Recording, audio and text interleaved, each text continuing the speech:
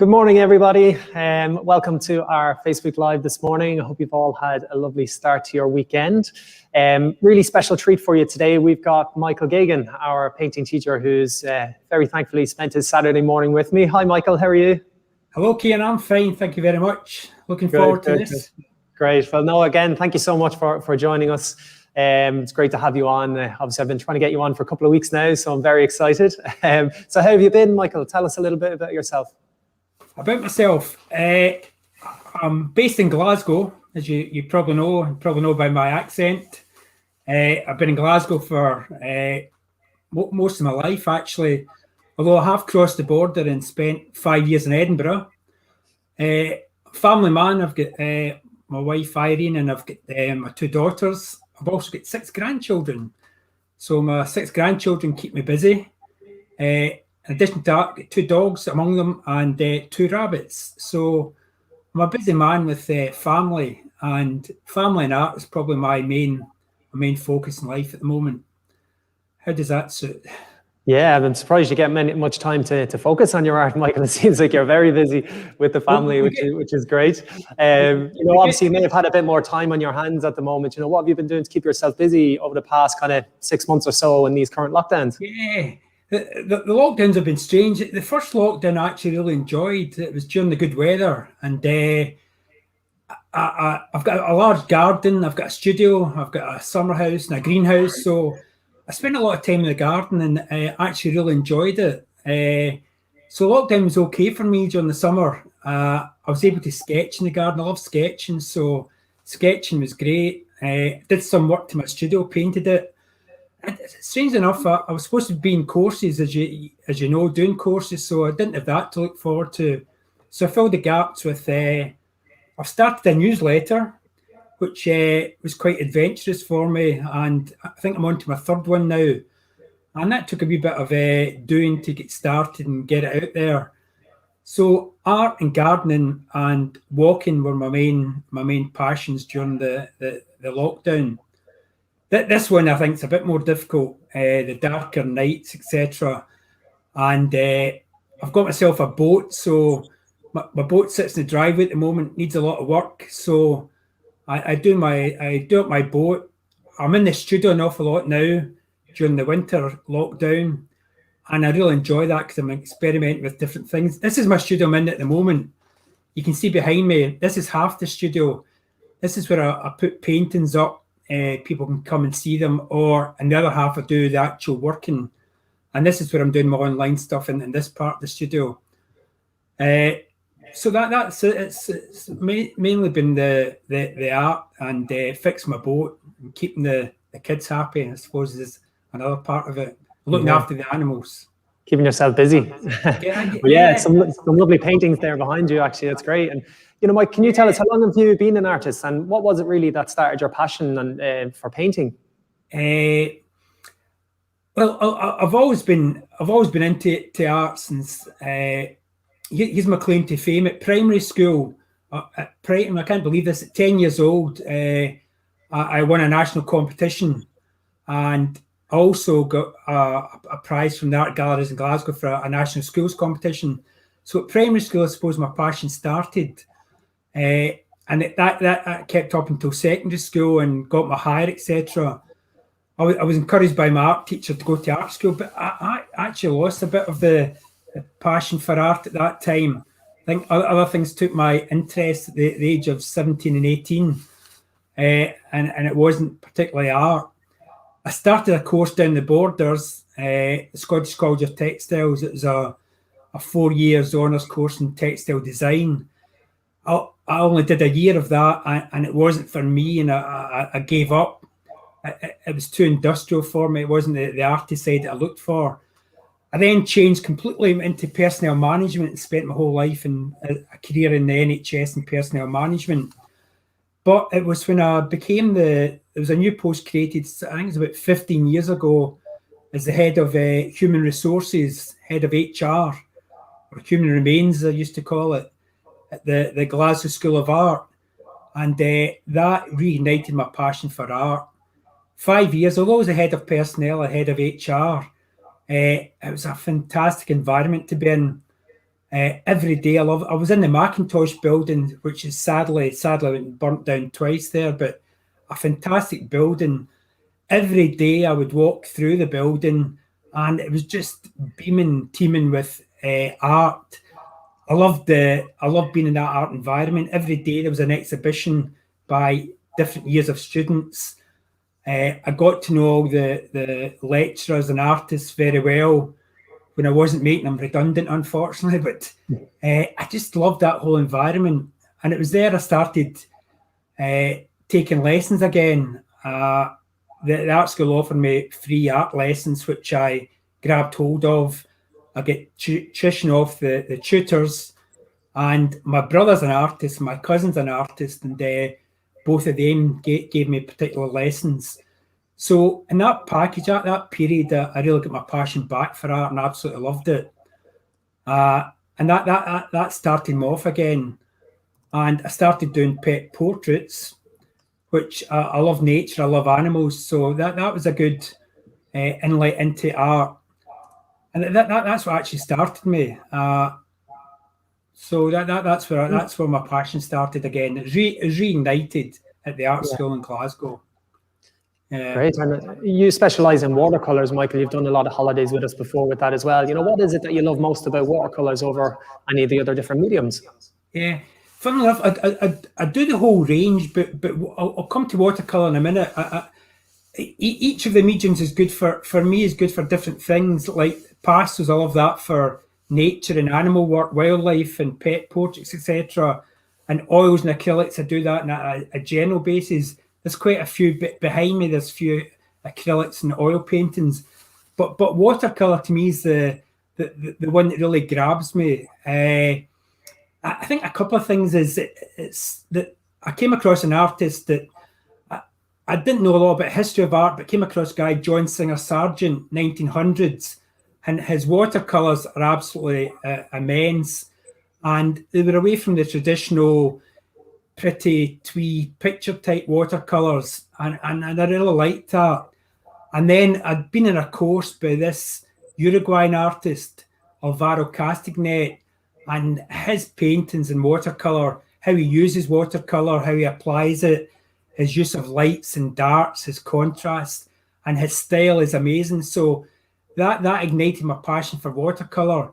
And I'm on this journey of watercolor. I've been on it for years. I don't know, many years now, 10 years of trying to master it. And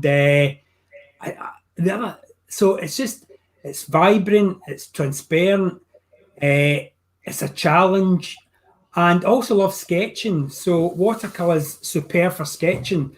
So with Flavors Holidays, I've been in Italy, Morocco, Spain, and there's nothing better than sitting outside in a cafe in a street in Sicily or Tuscany, Venice, Morocco, with your watercolor set and your paint brushes and your sketch pad and a pen, and just sketching. And I can remember being with the participants in Siena, the big I don't know if they call it square or whatever they call it, where the horses, where the horse ride takes place, and sitting there in that square with participants. I think there's about 8 of us. And it's just a magical moment. So watercolor is fresh, it's vibrant, and it's quick, and it dries easily. But most of all, it's a challenge. It's a challenge for me. It's a challenge for participants. And you continually learn with watercolor. I think once you've achieved oil painting and acrylics, you're good at it, and you can produce really good artwork. Watercolors, it's a bit like John Singer Sargent. I remember a quote from him: "Not every painting is a success. There's more going in the bin than going the sort of frame." So I think it's the challenge and the vibrancy of it that I go for watercolor. And I think it's great for teaching beginners. Really sort of thrive in watercolor. There's that nervousness to start with, and I don't know if anybody's listened to this. It's sort of been in my courses. You know, I'm not into. It's not about achieving a lovely, pretty painting. It's actually about doing it, building it up, and learning the tools and techniques so you can produce a painting at some stage without this pressure of actually every time you pick up paint, it's about doing the getting a great painting. Yeah, no, that's a really great in-depth kind of overview of where that kind of passion has come from, Michael. And obviously any of our listeners today, if there is any questions, please send them through and we'll get them passed on to Michael, and hopefully we can get them answered for you this morning. Michael, we touched on it a little bit earlier on. You know, obviously we've got lockdowns and you know, people are isolated at the moment. I think, if you don't mind me saying, you're probably much more used to isolation, being an artist, than a lot of, you know, our guests. You know, how have you been using that to kind of really get you through the lockdown? You know, has the painting really helped you get through all of it, that isolation? Yeah, so sometimes I quite like isolation. It's not a bad thing. You've got 6 grandkids and dogs and rabbits and people. So isolation is not always bad. It's good. But there's something about painting, or something about having a hobby during a lockdown. I think it'd be really hard if you didn't have something to focus on. And painting for me is a fantastic opportunity to do something easy attainable during lockdown. It gives you a focus. It detracts your mind from some of the external stuff that might sort of come into your head. So for me, it's my opportunity to get a bit of peace and quiet, to focus, to concentrate, to get into that. And I know it sounds a bit sort of when you talk about getting into the zone, but there is something about that, get into the zone and just focus and do your stuff. And the rest of the outside chatter seems to disappear somewhere. So if there are any out there wondering what to do during the lockdown, try art. Yeah, it's a good release, isn't it? A good try release. Watercolor painting. That'll get you. Well, Michael, no, obviously you mentioned there with the beginners, you know, watercolor it's a great inlet to art. You know, obviously we're delighted to say that you will be running a 6-week beginners course with us, which starts next week. Can you just tell us what you're going to be covering within that 6 weeks? Yeah. First of all, I was absolutely delighted that you asked me to do a beginner's course in watercolor. I'll just say, when you go on courses, you get mixed abilities, which is really great, and you see people at different levels. To be given the opportunity to design and then develop and deliver a beginner's course is great. My background is that I've been in lots of, way back 30 so many years ago, I've been in courses deemed to be watercolor courses, and they turn out to be generic courses where the teacher, the tutor, probably really good at art, but not good at sort of focusing in watercolor. And for me, this is a chance to actually build the foundations of watercolor. If you're a beginner, it's a great chance to start. Where I've noticed lots of amateur paintings are good, but they miss something, and they miss the basic understanding of what watercolor is about, what you can do with it. And my course, I think I've designed it so that it's from the very, very beginning, from which materials, what are the best materials to use, the paper, etc., the brushes, the paints, but all the way through to how to use watercolor, how to avoid, I don't know, again, you see lots of paintings with muddy colours, but how do you get vibrant colours? How do you make watercolour sing? And if you do it on a step-by-step basis, you'll have these building blocks, and at each step you can develop and practice. So I'm so chuffed at having this opportunity, because it's one of the rare occasions you get to take watercolours right back to the basics. I think sometimes I describe it as me included, we jump the gun and are always desperate to do a beautiful painting that everybody will admire, which is great, and I think that's. But if you spend a bit of time getting the basics right, then when it comes to getting you the final painting, the rewards will be so much better. Does that make sense in terms of my approach? Yeah, absolutely. I think that's given everybody a really great understanding of what the course is. And as you can kind of hear it and explain there, there's a lot of benefits from that, taking it right back to basics. So no, that's wonderful. And I suppose for all of those budding artists or beginners, Michael, have you got any tips or words of encouragement that you can give them? Yeah, I've been there myself, so it's I remember. I just thinking back there, tips. I remember doing a marketing course in my other life as a manager. I did this business course, and part of it is marketing. And they talked about the 4 P's of marketing. I can still remember them. I think product, place, presentation, and something else. Can't remember. But to me, it's the 4 P's of tips for budding artists is P for practice, P for practice, P for practice, and P for practice. So it's about practice. The other thing I would do is I'm a great. I've always looked after my own development in art, and that means having to pick the right courses. So a way back, I've looked out particular artists or particular courses that I think that would do me good. So I think courses I'm not plugging it just because I'm doing a course, but I think courses are a great way for people to build their confidence that you're not alone. You're not trying it out, wondering if you're doing it okay or not doing it okay. You're with other people. You enjoy the company. Those my courses know that I like to share everybody's work. I like people to see what they're doing and for people to be curious about their work. So if you're on a course, you can learn so much, not only from the tutor, but from the people around about you.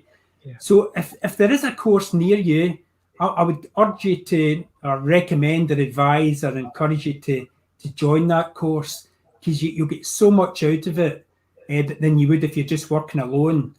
The online things, it's obviously a new thing for me. And I know you've been coaching me in the background in this Zoom. So, but it seems to be working. So again, I'd encourage you, if you can't attend a local art class, if you're a beginner, then Zoom seems to me to be the ideal alternative. So practice and join a course are my 2 main tips, I would say. Great. Well, no, thanks so much for sharing that with us, Michael. That was really great. Obviously, I think everybody has a clear understanding of what's there and what they should be looking out for. So if anybody does fancy joining you on that 6-week course, I think we've 2 spaces left and it starts next Saturday. So I hope you all really enjoyed that. Michael, thank you so much again for joining us. I really appreciate your time. And I'll look forward to seeing you on week 1 next Saturday. No, that's great. So it starts next Saturday, and there's still a couple of places left. Yeah, just the 2 spaces left. Oh my goodness! So look forward to. I don't know who's signed up, but you're in for a treat. Wonderful. Well, look, Michael, you enjoy the rest of your weekend, and we'll chat again soon. Much appreciated. Thanks. Thanks so much. Bye now.